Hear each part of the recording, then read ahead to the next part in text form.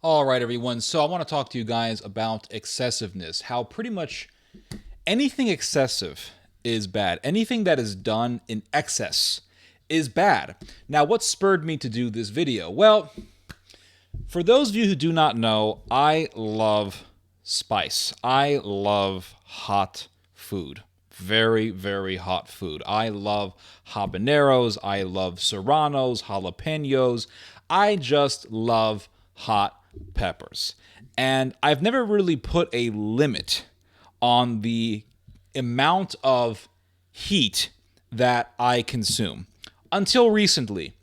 So, what happened was a few nights ago, I was in the mood for some hot peppers, and I made a big batch of habanero salsa. And it was about, I don't know, 2 in the morning, 1 in the morning, and I opened up this plastic container full of habanero salsa that I had made, and I had a whole bunch of it with tortilla chips. And all in all, I probably consumed about 12 habaneros in that consumption of salsa. That's how much I believe, that's how many I believe habaneros were in the amount of salsa that I consumed. It was a lot. And it was just horrendous. I mean, it was horrendous. I had terrible, terrible pain inside of my stomach. It was just acid burning, ass burning insanity. It was bad. All right. I don't want to get too much into the details here, but it was bad. So the whole experience really made me think anything done in excess is bad. Anything done in excess is bad. And we can be excessively low in certain things that we do. So, no meat, that's excessive. Or just consuming meat, that's excessive. No vegetables, that's excessive. Just eating vegetables, that's also excessive.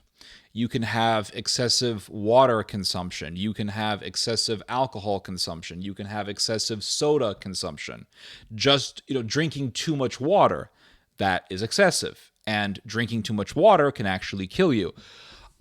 But drinking no water, just drinking soda pop, just consuming energy drinks and beer and all sorts of artificial flavored drinks, that's excessive. Anything done in excess is bad. Eating too much bread, consuming too much fried foods, consuming too much of anything is bad for you. Anything done in excess is bad. And so I started thinking about this. It really made me start to think about the phenomena of excessiveness, and you can see it throughout history. There was a Scottish medieval theologian by the name of Richard of St. Victor. And Richard of St. Victor wrote this book on theology. It was basically his reflections on some biblical stories. And Richard wrote about the massacre that is described in the book of Genesis, in which Levi or Lawi and Simeon massacre the Canaanite tribe of Shechem. And what happened was basically this Canaanite prince slept with the sister of the patriarchs of the tribes of Israel. So the sister of all of the brothers who would eventually become the patriarchs of Israel. And what happened was there was an agreement between the Hebrews and Shechem, in which the prince would marry the girl. I believe her name was Dinah. And there were these two brothers who were extremely upset because, as they said, this Canaanite defiled our sister. And so Simeon and Levi, they did this very, very horrific act of deception. And the agreement was that the prince would become circumcised. And also the entire city of Shechem would also be circumcised. So all the people under this prince's command would be circumcised. And it was a great deal because all these Canaanites would then start worshiping the true God. They would start worshiping the God of Israel, and Dinah and the prince would be married, and they would have good relations between the Hebrews and this Canaanite tribe. Well, there was deception because what happened was Levi and Simeon said, once they get circumcised, they're going to be in pain and they're not going to be able to fight when we attack them. And so the next day after the entire city was circumcised, the Hebrews ambushed the Canaanites and butchered the entire city of Shechem. And it was a massacre, and it was an injustice. It was an atrocity.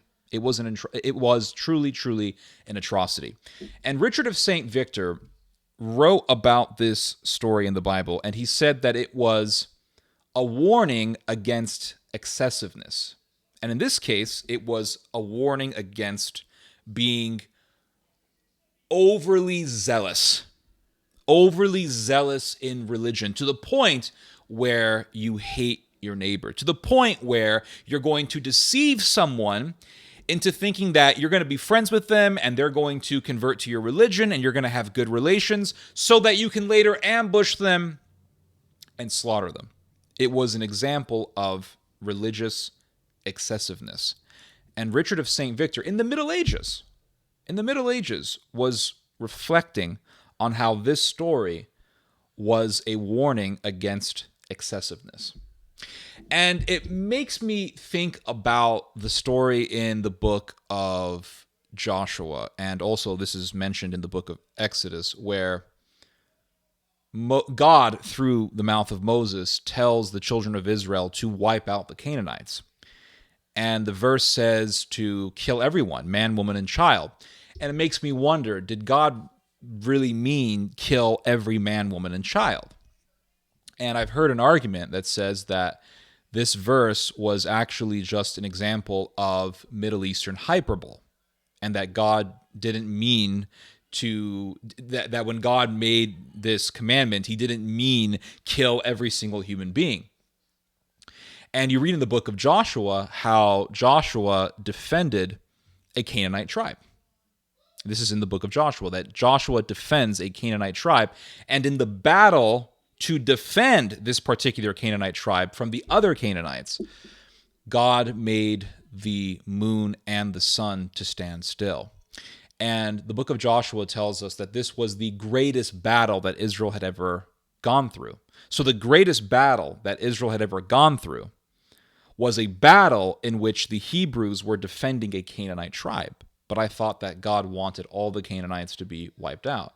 But yet God helped Joshua to defend a Canaanite tribe. So what does this really mean? It means that God didn't want to wipe out the Canaanites. And there was this righteous Canaanite tribe that God defended. And later on in the Bible, it describes how King Saul wanted to butcher the remnant of the Canaanites in Israel. He wanted to finish off the Canaanites. And God cursed Israel for this. And it says in the Bible that in his zeal for Israel, King Saul wanted to kill the Canaanites. In his zeal for Israel, King Saul committed an atrocity on the Canaanites. And God cursed Israel for this. So Saul had excessive tribalism. And you can see in the book of Genesis when Levi and Simeon butchered this Canaanite tribe that this was what? It was excessive zeal, excessive zealotry. And so you see in the Bible these warnings against excessiveness. Anything done in excess is evil. Excessive tribalism, excessive Zionism, excessive nationalism, excessive patriotism. All of these are excesses. All of this is excessiveness, and it's all evil. The Pharisees were excessive. They were excessive about the text of the law and the written code of the law. And Jesus tells them, you reject the spirit of the law, which is justice and mercy, and you worship the letter of the law. You reject the spirit of the law. You reject justice. You reject mercy, and you worship the the script of the law. You worship the word of the law. And it really goes to show how the Pharisees, they were so focused on the text of the law, what the text said, that they got lost in their zealotry. They got lost in their mechanical religion. And when people focus so much on the text and they reject justice and mercy, what happens is that they find loopholes.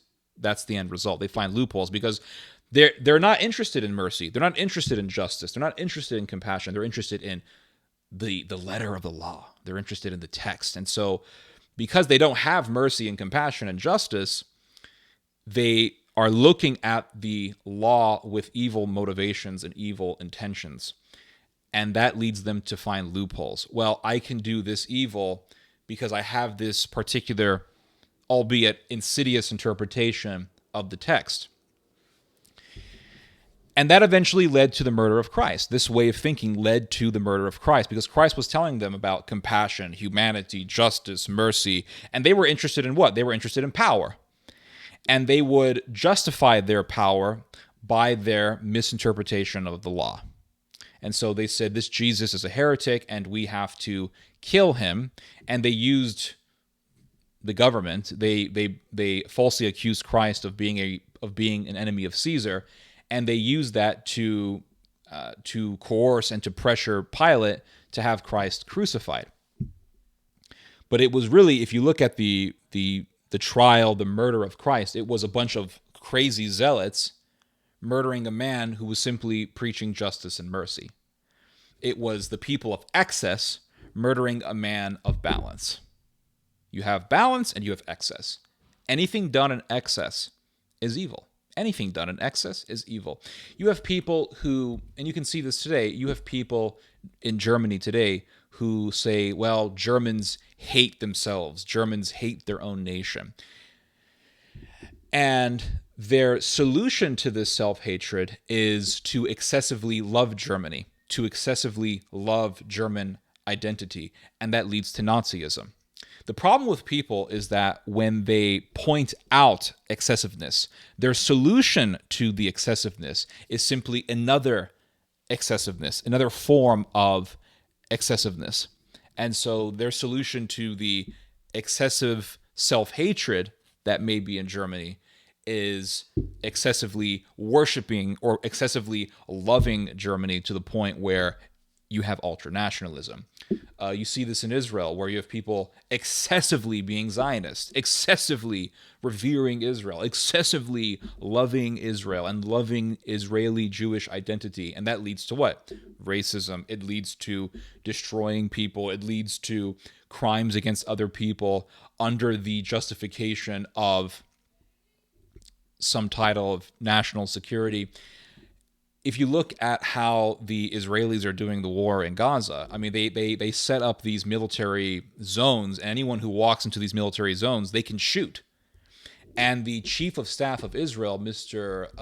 Herzi Halevi, he made an order to the IDF, don't just shoot someone for walking into your military zone. And you have all of these Israeli senior officers, all of these Israeli commanders who are breaking the order of the chief of staff, and they just shoot anyone, civilian, not civilian, doesn't matter, who walks into their military zone.